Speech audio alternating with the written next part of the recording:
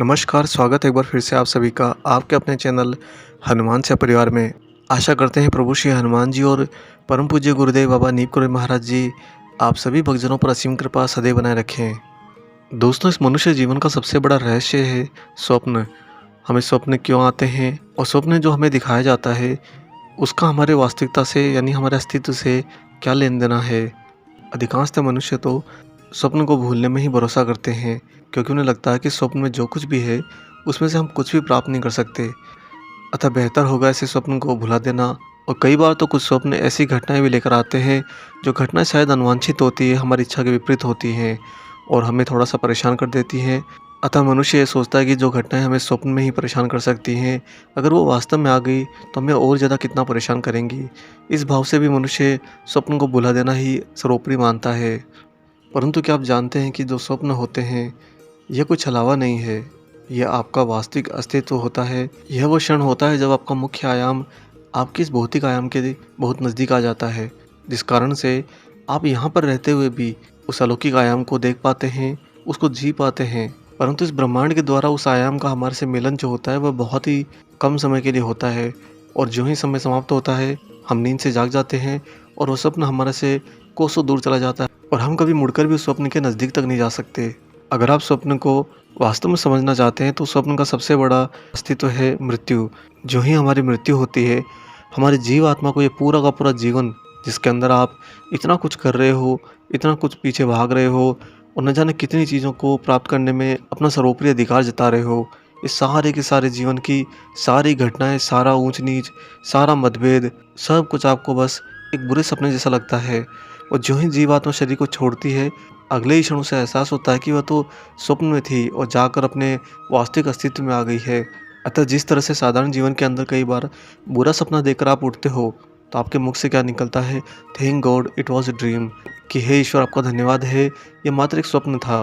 बिल्कुल ठीक यही दशा आपकी होती है जब आप इस शरीर का त्याग करते हो और मृत्यु के पार जाते हो। आपकी जीवात्मा एक क्षण भर के अंदर एहसास कर लेती है कि मैंने कितना बुरा सपना देखा था। बुरा इसलिए क्योंकि आपकी जीवात्मा आपके पूरे जीवन के सारे क्रियाकर्मों को भलीभांति देख रही होती है। आप ऐसे कर्म जिनको छिपाना चाहते थे, आप ऐसे विचार जिनको दबाना चाहते थे, ये सब कुछ आप यहाँ पर भौतिक जीवन में कर तो रहे थे, परंतु जीवात्मा से कुछ नहीं छिपा होता। अब तक इस व्याख्या से थोड़ा सा आपको अंदाज़ा हो गया होगा कि स्वप्न वास्तव में हमारा एक अस्तित्व होता है जो पूर्ण रूप से सत्य होता है। अब आगे बढ़ते हैं स्वप्न में अलौकिक दर्शन होने के। कई लोगों को स्वप्न के अंदर अपने ईश्वर के दर्शन हो सकते हैं, अपने गुरु के दर्शन हो सकते हैं। यह सब क्यों होता है? और इस सब को करने के लिए स्वयं ईश्वर को, हमारे गुरु को, हमारे दो विपरीत आयाम को इतना नज़दीक लाना होता है जहाँ पर हम उनके अस्तित्व को परिप्रेक्ष्य में सत्य रूप में देख सकें। और इनमें सबसे मुख्य बात होती है कि अगर गुरु हमारे स्वप्न में आते हैं, हमारे ईश्वर हमारे स्वप्न में आते हैं, तो उनका स्वप्न में आना कभी खाली नहीं जाता, अर्थात बिना किसी प्रयोजन के वो स्वप्न में कभी दर्शन नहीं देंगे। तो महाराज जी भी अपने कई भक्तों के स्वप्न में आकर उन्हें दर्शन देकर कृतार्थ भी करते हैं। बाबा स्वप्न में आते हैं तो उसके पीछे क्या कारण होता है और इस स्वप्न में आना कितना हमारे लिए मार्गदर्शक भी होता है, ये सब जानेंगे हम आज के इस वीडियो के अंदर। इससे पहले हम आगे बढ़े आपसे यहाँ पर एक छोटी सी गुजारिश करते हैं।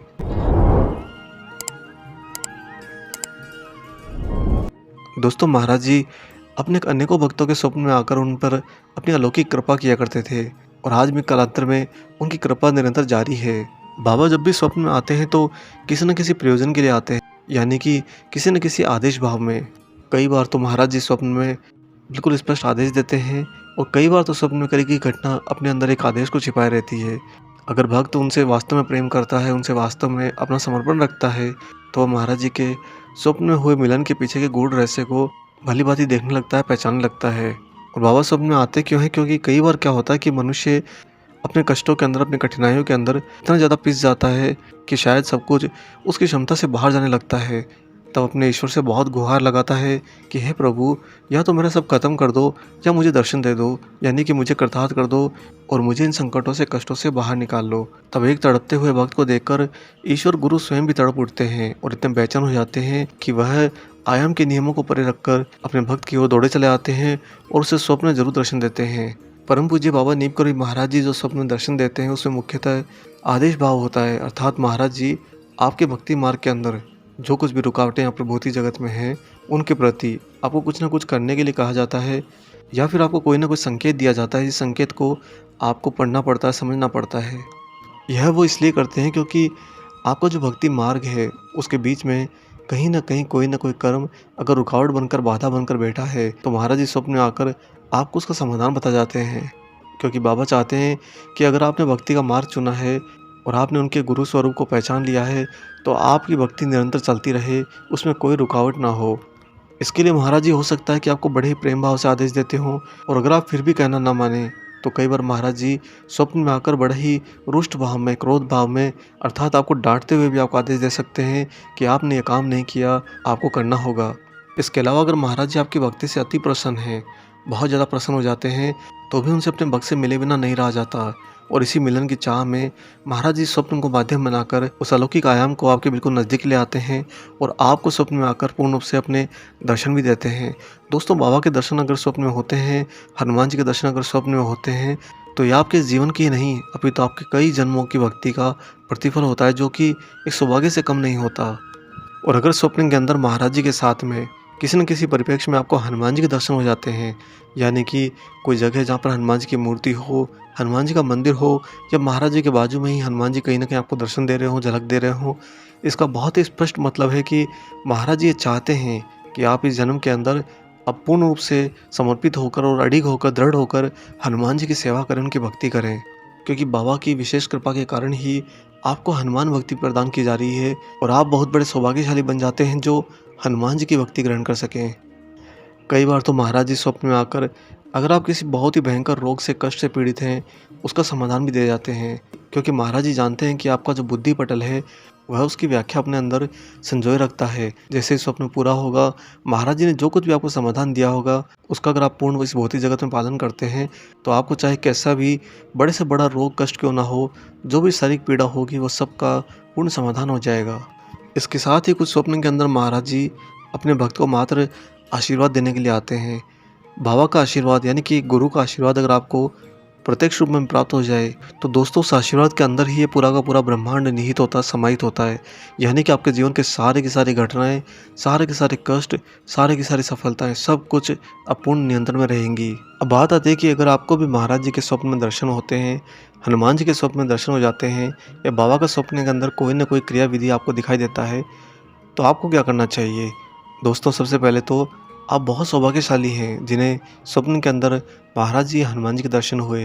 अतः आप उनकी कृतज्ञता के लिए और उनके समर्पण के लिए स्वप्न के अगले दिन आप किसी न किसी नज़दीकी हनुमान मंदिर जरूर जाएं, और वहां जाकर हनुमान जी को पूर्ण हनुमान चालीसा का पाठ सुनाएं, राम स्तुति सुनाएं, और उनके संरक्षण में अगर आप उनके भक्तों को कुछ भोग प्रसाद करा सकें, तो ये व्यवस्था भी ज़रूर करिए। इससे हनुमान जी का जो राम तत्व है वह तृप्त होता है, और राम तत्व की तृप्ति होने पर हनुमान जी बहुत प्रसन्न होते हैं, और अगर हनुमान जी प्रसन्न होंगे तो बाबा महाराज भी तो बहुत प्रसन्न होंगे। दोस्तों, भक्ति का वास्तविक मतलब हमारी तृप्ति नहीं होता, अपितु हमारे इष्ट, हमारे गुरु की तृप्ति होता है। हम हमारे आनंद के लिए भक्ति नहीं करते हैं, बल्कि वास्तविक भक्ति तो आपके इष्ट, आपके गुरु के आनंद के लिए होती है। और जो लोग नज़दीकी हनुमान मंदिर नहीं जा सकते, वो स्वप्न के अगले दिन कोई न कोई संकल्प हनुमान चालीसा का अवश्य करें, अर्थात 7 बार, 3 बार, 11 बार, 5 बार, 9 बार, जो भी आपसे 21 बार, 22 बार, जो भी आप संकल्प बिठा सकें, बना सकें, और उसका पालन पूर्ण रूप से शुद्धतम रूप में कर सकें, वैसी व्यवस्था और पालन अवश्य कीजिए। क्योंकि एक तरह की कृतज्ञता है कि हे ईश्वर, हे मेरे गुरुदेव, आपने मुझे इस लायक समझा कि आप मेरे स्वप्न में आए और मुझे अपने दर्शन देकर कृतार्थ किया, क्योंकि मैं तो एक बहुत ही अदना सा जीव आत्मा हूँ, और मुझ जैसी अदनी जीव आत्मा पर आपका मुझे सौभाग्य प्रदान करना, यह मेरे लिए सर्वोपरि दुर्लभ अनुभव है। साथ ही अगर स्वप्न में महाराज जी, हनुमान जी अगर आपको दर्शन हुए होते हैं, तो आप अब इसके बाद में अगले दिवस से अपने जहन के अंदर सत्य के साथ अडिगता को पूर्ण रूप से बिठा लीजिए। जीवन में सब कुछ उन्हीं को समर्पित करके, उन्हीं के संरक्षण में रखकर करते चले जाइए। आप ये पाएंगे कि आपके जीवन में सफलताओं की एक पूरी की पूरी बाढ़ आ गई है, अर्थात जो भी कर्म आप करते जाएंगे, हर कर्म एक बहुत ही सुंदर प्रतिफल में परिवर्तित होता जाएगा। यह होता क्यों है? क्योंकि गुरु आपको स्वप्न में आकर आपको प्रमाणित कर गए कि गुरु आपके बहुत नज़दीक हैं, और इतना नज़दीक हैं कि जहाँ पर 2 आयाम को भी मिलाया जा सकता है। और इन सब के साथ ही जब भी महाराज जी, हनुमान जी आपके स्वप्न में आते हैं, तो एक काम आपको अवश्य करना है जो कभी आपको नहीं भूलना चाहिए। वह है प्रभु श्री राम का गुणगान, प्रभु श्री राम की भक्ति, प्रभु श्री राम को भोग प्रसाद या फिर प्रभु श्री राम के दर्शन जिस भी भाव में, जिस भी तरीके से आप प्रभु श्री राम के नज़दीक जा सकें और उनके साथ में राममय हो सकें, आप अवश्य इसका पालन कीजिए। क्योंकि हनुमान जी और महाराज जी तो प्रभु श्री राम के पूर्ण रूप से सेवक हैं, उनके दास हैं। जब आप राममय होंगे तो हनुमान और महाराज जी तो झूम उठेंगे। उन्हें अपने ही भक्त पर यह अति प्रशंसा होगी कि इसे जिसे मैंने स्वप्न में दर्शन दिया, इसने अपने गुरु, अपने ईश्वर की लाज रखी है। हम ये प्रार्थना करते हैं कि महाराज जी, हनुमान जी आप सभी भक्तों को स्वप्न में आकर दर्शन जरूर दें और आपके जीवन को बहुत ही सुंदर मार्गदर्शन दें। आशा करते हैं आज का यह अलौकिक प्रसंग आपको पसंद आया हो। वीडियो अगर अच्छा लगा है तो जाने से पहले इसे लाइक ज़रूर कर दीजिए। अगर आप चैनल को सब्सक्राइब करना भूल गए हैं तो चैनल को सब्सक्राइब भी कर लीजिए। मिलेंगे दोस्तों बहुत जल्दी ही एक और ऐसे ही शुभ अंक के साथ। तब तक अपना और अपने माता पिता का संपूर्ण ख्याल रखिए और परम प्रभु श्री राम जी का निरंतर गुणगान करते हुए बाबा हनुमान और बाबा नीम करोली महाराज जी की निस्वार्थ होकर सेवा करते रहिए। जय सिया राम।